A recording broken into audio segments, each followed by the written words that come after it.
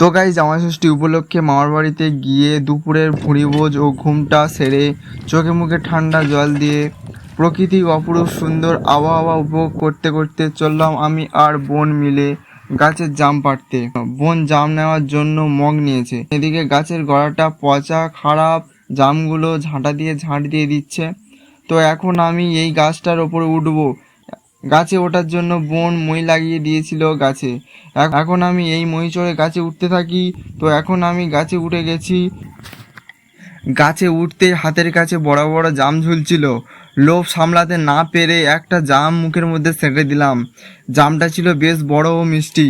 People পেতে দিচ্ছে জামগুলো ফেলার জন্য, যাতে উপর থেকে নিচের জামগুলো না ফাটে। আর আমি রয়ে গেলাম গাছের মাথায় জামের জন্য। আর উপর থেকে নিচের ভিউটা খুবই দারুণ লাগছে। আর প্রচুর জাম ধরেছিল, যা দেখার মতন।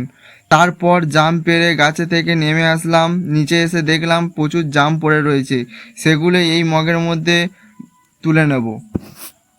এরপর বাগানে ঘুরতে গিয়ে দেখলাম গাছে ফুটি ধরে রয়েছে, কিন্তু সেগুলো ছিল কাঁচা আর পচা। কিছুক্ষণ বাগানের দারুণ দৃশ্য দেখতে দেখতে চলে এলাম বাড়িতে। বাগান থেকে ঘরে এসে নিজের ইনকমপ্লিট কিছু কাজ নিয়ে বসলাম। এই কাজটা লাগাতার 1 থেকে 1.5 ঘন্টা করার পরও কিছুটা বাকি ছিল। তো আজকের ভিডিওটা এত পর্যন্ত। ফিরে খুবই তাড়াতাড়ি একটি মিনি ব্লগ নিয়ে চলে আসছি। তো ততক্ষণের জন্য ভিডিওটা দেখতে থাকুন ও সাবস্ক্রাইব বা सपोर्ट करते থাকুন। मिलते हैं नेक्स्ट वीडियो में, नेक्स्ट मिनी ब्लॉग में। Bye bye.